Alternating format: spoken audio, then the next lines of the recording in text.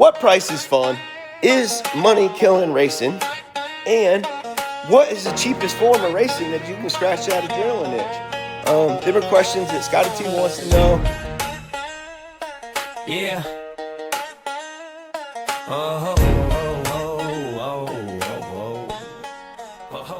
Oh yeah, here it is. Must be nice. The footage that I was going to show you was from Burnout Nationals last weekend. I ended up meeting my boy Doug that flies the drone for me, Doug FPV. He was flying for the big Indian Motorsport crew there. And in addition to all that, my boy Doug Meeker was there doing the drifter drags. And then on top of that, I met Nick from Ride or Rot. And man, what an awesome time. But unfortunately, because of the background music and whatnot going on, a lot of that footage got squashed. So I'll be able to show you a little highlight reel. I'll show you that right here. Yeah. So normally when we meet up, you're helping me. Nah, now I'm about to be your do boy for the day, boy. Dude. So I'm just disappointed if I don't get one of these rad vests. It's like you got to be one of them brothers. Is this like the drone vest of the Harley world? You know how Harley guys I got wear such good vests? footage. I got such good footage of the drift, the lady drifters, crew to film. They blessed me, man. Do they beat you in like the biker guys? Yeah, they did. I had to take To show your colors, you got to be part of the real deal. Oh yeah. beat me up in the trailer. What is it called? Burnout Nationals? That's where we're at? Oh yeah, New Smyrna, Florida. Burnout Nationals. We're about to have a fun day. I'm sure I know half these guys out here. I'll be able to do a little commentary. I don't think I'm doing any action. I was gonna bring the legend car. Doug was trying to get me to bring it, but I sissed out. And he's trying to get me to run this, but yeah. Check them out. There's some of them right there. Yeah, that's what I'm saying. This is the stuff we're against. Okay, I'd run it on the carburetors. Man, this thing looks like a piece of junk. What's up, dude? What's up, man? How you doing, man? Pretty good. Running good? Doing all right. Keith Pierce, Palaca, Florida. He's a good old boy. Cut a lot of brackets out for me on the plasma throughout the time. So you call these local guys. Hopefully they kill it. Probably be who I'm cheering for, actually. This old square body. Did you guys have issues in the Lake or you had good runs? No. All right, we're getting Keith fired back up. They had to move the wall. They had to fix the wall. The boy's still over there fixing some stuff. When the sun goes down on that Gulf Coast show. Yeah, he still ripping, racing, wanting more pound. Palm trees swaying to the turbo whine. Scott throwers like bull throttle all the time. Work hard, play hard as his life. Every bruise a badge of pride. Ain't no dream too wild, no hill too high. He just laughs and says, must be nice. Yeah, it must be nice. Ain't it though? Ain't it though? Hey, the motherfucker's dumb, dog.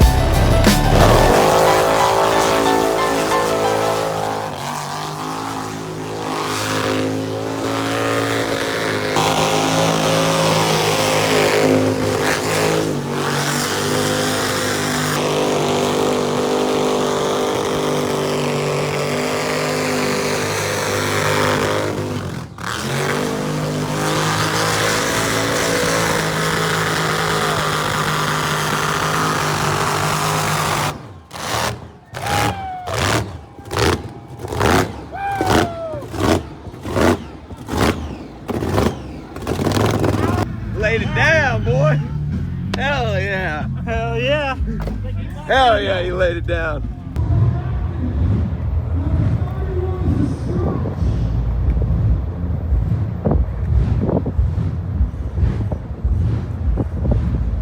Big little tour of the cars up here still parked. Some of them cleared out. Here, I give you the quick tour.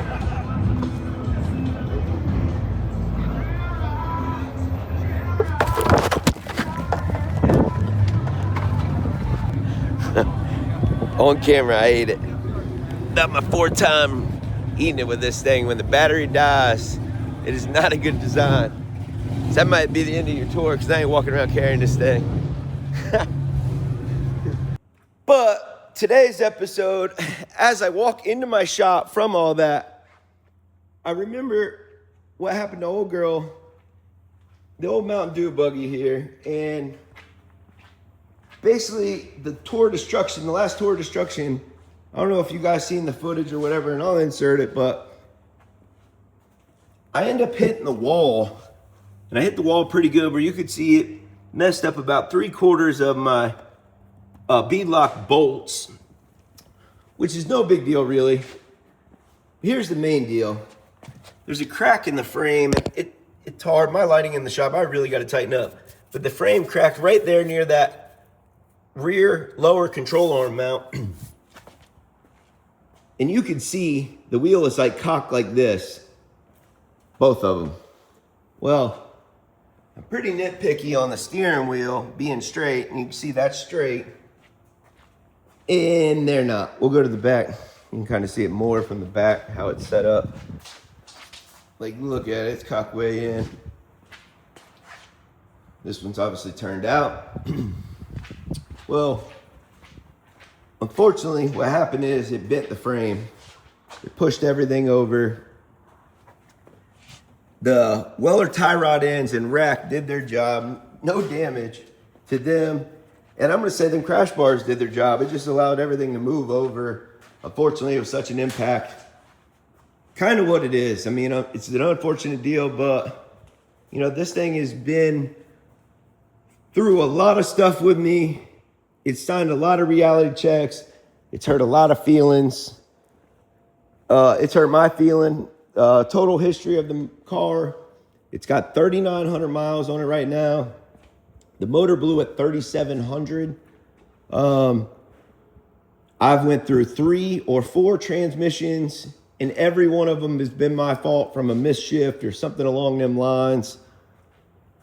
I've never put a clutch in this thing, not one time, minus just doing maintenance when I would actually change the transmission. Obviously, I put a new clutch unit or clutch pack in it.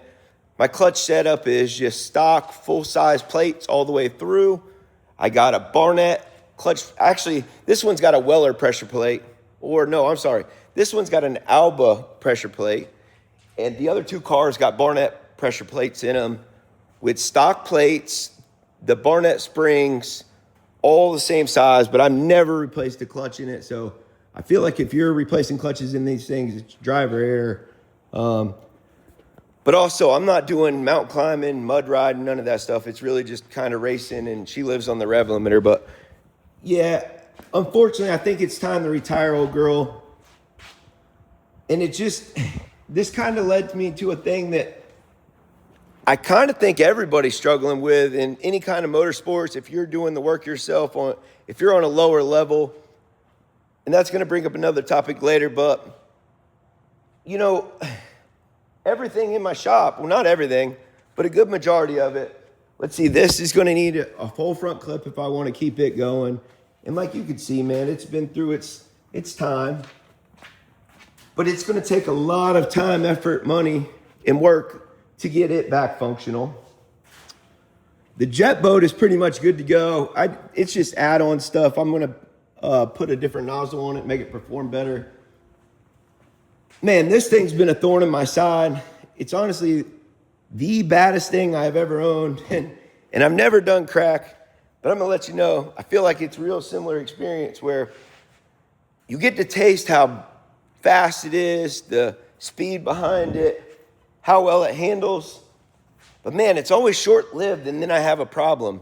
But like that little bit of experience, I just want it again and again and again. Right now, the last time I took it out, I ended up having some weird blow-by issues. The car was running great, no issues.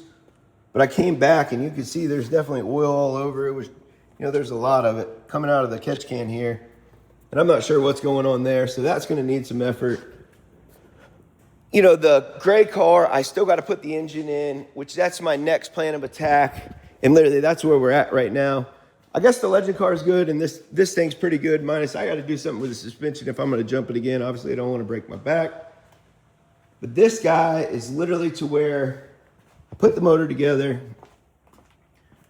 and I'm waiting on a cap here, a billet cap here, couple little odd and ends for it, and then this thing will go back in the car, and that's my next real goal, immediate goal. But this leads me to a saying that me and my grandpa always talk about. It's like, what price is fun? At what point is all this time, effort, money not worth the amount of fun you have? And then that kind of leads me to another topic that I want everybody's opinion on this. What's the cheapest form of racing? Like, that you could physically sit in and scratch that adrenaline itch? Because I'm going to give you an example. I built a mega truck, and it was pretty nasty for my scale. Me and a partner did it, named Jimmy Morrow. It was an animal. Actually, kind of the same story as that buggy. Underpowered on paper, should not win races, a lot less money invested, but it was nasty. It did its job. But that thing was so rowdy that just going down the driveway on nitrous was a rowdy experience. And if I can find the footage, I'll put it.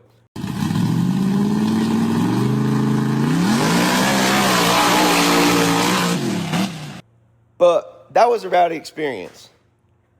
These go-karts going down the driveway for me, and now this one's pretty hyped up. This one's on alcohol. It's a Predator 212, but beefed up pretty good. This thing is not going to make me feel excited going down the driveway, just to be real. But racing with your buddies and beating and banging makes the adrenaline up there pretty good. I still don't think it's like that gut-wrenching, like, like literally death-defying feel, where you got to hit your points or everything's going to be real dramatic. But also the adrenaline is up there where you're like on your point.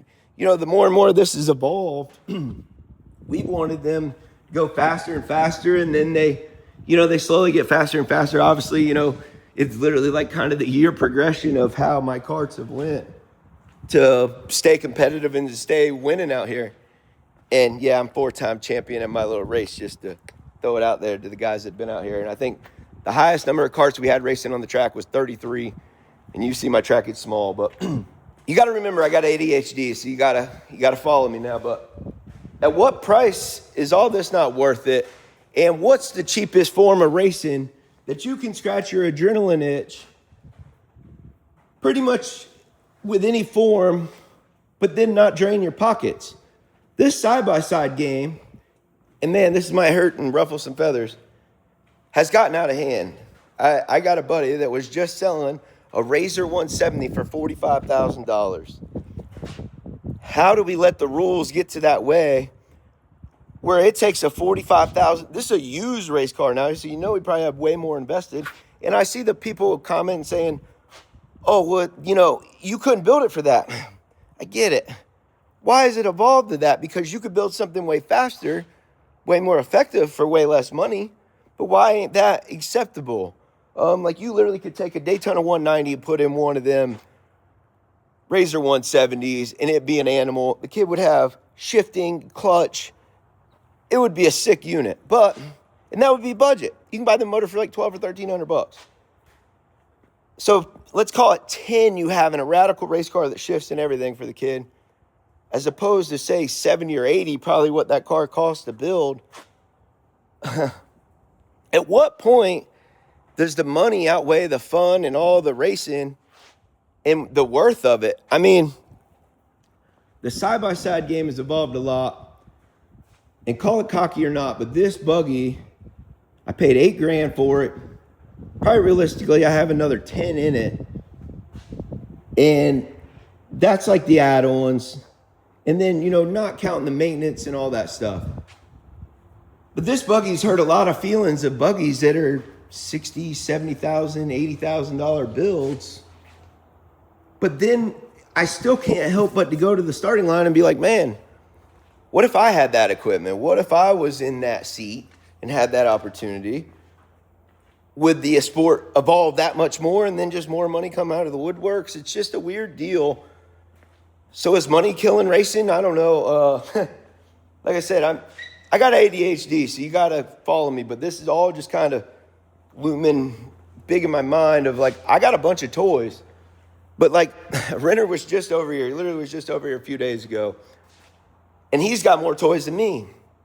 But just to take these toys and go enjoy them, they take an effort. Almost everything's going to have a dead battery. I mean, we just got the Mustang. We got it running.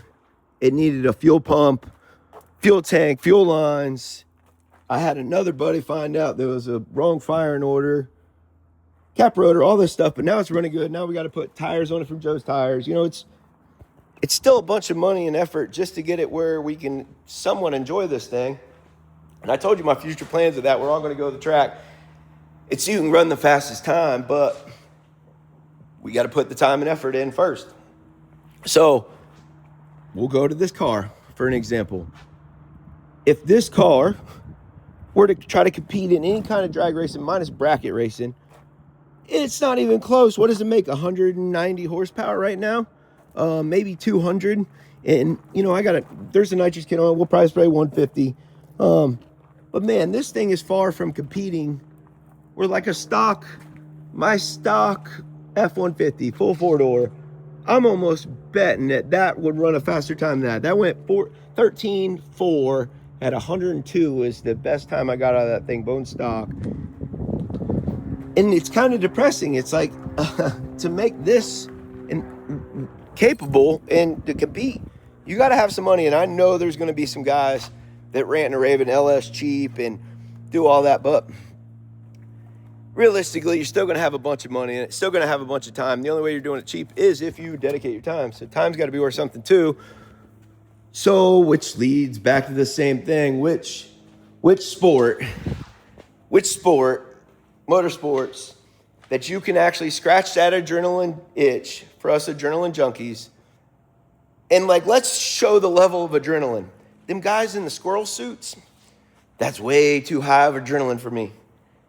The guys playing croquet and golf, that's way too low of adrenaline for me. So like, we got to find that minimum, middle scale. And let's even call the go-karts or even a questionable low for me, minus the fact of beating and banging with my buddies. If it was just me driving around that track by myself, trying to beat the lap times, I would get over it real quick. And here's the unfortunate thing about go-karts. I want someone to comment the baddest go-kart driver in the world. I've asked that question a bunch, and a lot of people can't even answer. The sad thing about that is a lot of the go-kart drivers go from that to IndyCar, which I think is the elite of driving. Them guys are precision. I mean, I like dirt stuff way, way more, but that's still the elite of driving. But you go from go-karts to that, and you don't even get recognition of being the best at go-karts, but IndyCar, like I said, you're the elite. So it kind of goes in that same scale of that really don't scratch the adrenaline rush. That ain't, it's not recognizable. It's not even, unfortunate. It's just not respected by the majority. And don't take offense to that. I think you're rad. I'm not saying I disrespect them. I'm just saying the majority of, but yeah. Questions are, what price is fun? Like my grandpa always used to say. Is money killing racing? And what is the cheapest form of racing that you can scratch that adrenaline itch? There were questions that Scotty T wants to know. And here's the real deal. It is hard for me to broadcast all this stuff where I feel like it's not going to be boring and just blah, where you just don't even want to watch this stuff. Obviously, I'm trying to build a fan base here, trying to make my channel grow. It's a balancing act of I want to do rad stuff every day, but then physically I probably can't handle it, nor my pocketbook, nor obviously the equipment. Tell me if I'm being boring. Tell me if I'm rattling too much. We'll try to work on whatever. Upcoming projects or upcoming things is literally 2 days away. We're having this charity race with the paintball gun and the go-karts. I'm going to broadcast it live on Facebook, Instagram.